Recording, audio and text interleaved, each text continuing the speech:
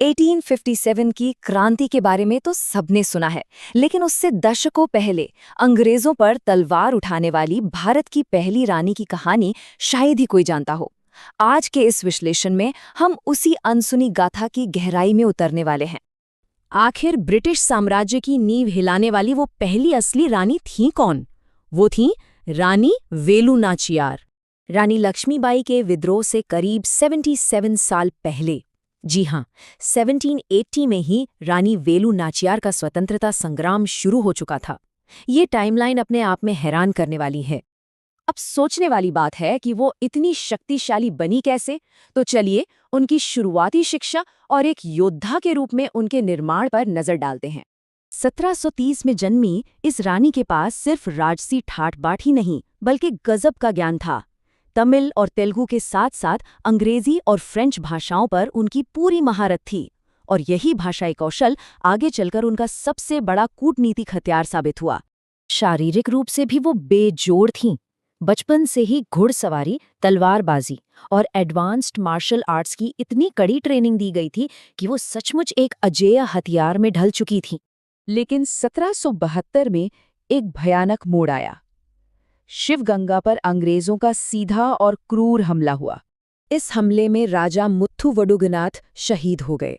उस खौफनाक मंजर की कल्पना की जा सकती है, जब एक गर्भवती रानी को अपनी जान बचाने और बदले की आग के साथ अपनी नन्ही बेटी वेल्लाची को लेकर घने जंगलों में भागना पड़ा। पर वो हार मानने वालों में से बिल्कुल नहीं थी। निर्वासन के उन मुश्किल सालों में उन्होंने अपनी बेहतरीन कूटनीति से एक मजबूत विद्रोही गठबंधन तैयार करना शुरू किया।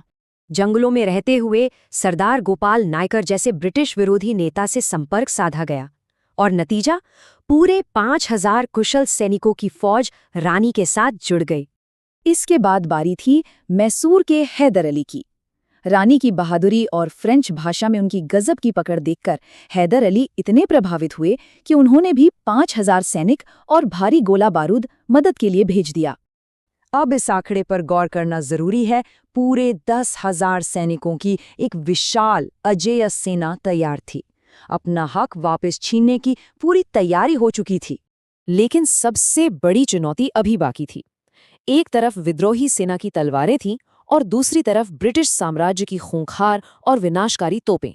तकनीकी रूप से ये मुकाबला एकदम एकतरफा था, और यहीं पर इतिहास की सबसे अभूतपूर्व और रोंगटे खड़े कर देने वाली रणनीति सामने आई।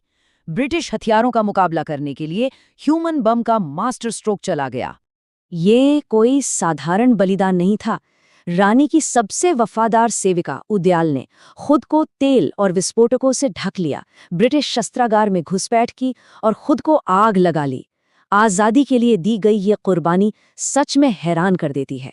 एक झटके में सब कुछ खत्म। उस भयंकर विस्फोट ने अंग्रेजों का पूरा हथियारों का जखीरा जलाकर राख कर दिया। दुनिया के इस पहले ह्यूमन बॉम्ब ने युद्ध का पूरा रुख ही पलट दिया था। शस्त्रागार के तबाह होते ही 10,000 की सेना ने सीधा धावा बोल दिया, और इसी के साथ 1780 में शिवगंगा पर फिर से रानी वेलु नाचियार का परचम लहरा उठा। सिर्फ जीत ही नहीं, उनका राजकाज भी बेमिसाल था। उन्होंने कुड़िमकल नाम की एक अनोखी व्यवस्था शुरू की। इसमें आम ग्रामीणों को भी प्रशासन और फैसले लेने में सीधा भागीदार बनाया गया। करीब 10 साल तक बेहद सफलता से राज करने के बाद 1790 में उन्होंने सत्ता अपनी बेटी वेलाची को सौंप दी, और फिर 25 दिसंबर 1796 को उन्होंने इस दुनिया को अलविदा कह दिया। पर उनकी विरासत कभी नहीं धुंधलाई। आज भी तमिलनाडु में उन्हें वीर मंगई के नाम से बेहद सम्मान के साथ पूजा जाता है, जिसका सीधा मतलब है सबसे बहादुर महिला। आधुनिक समय में भी इस महान योगदान को सराहा गया है। 2008 में भारत सरकार द्वारा जारी डाक टिकट और चेन्नई में लगी उनकी एक भव्य प्रतिमा आज भी उनकी वीरता की गवाही देती हैं।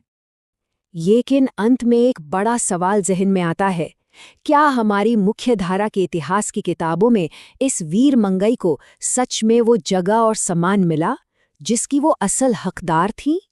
इस पर जरूर विचार किया जाना चाहिए।